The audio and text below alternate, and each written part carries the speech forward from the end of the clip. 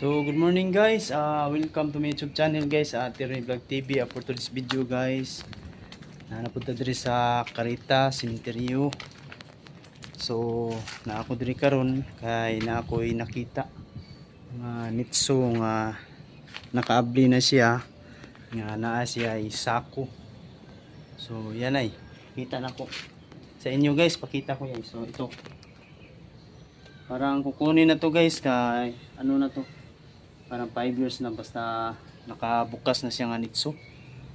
Kontrata lang po tayo dito, 5 years contract, naka-rent lang po sila sa mga nitso na ito, ang mga ari, mga pamilya.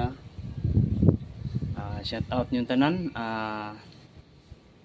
Paalala lang sa lahat ng may nakalibing dito sa sementeryo na ito,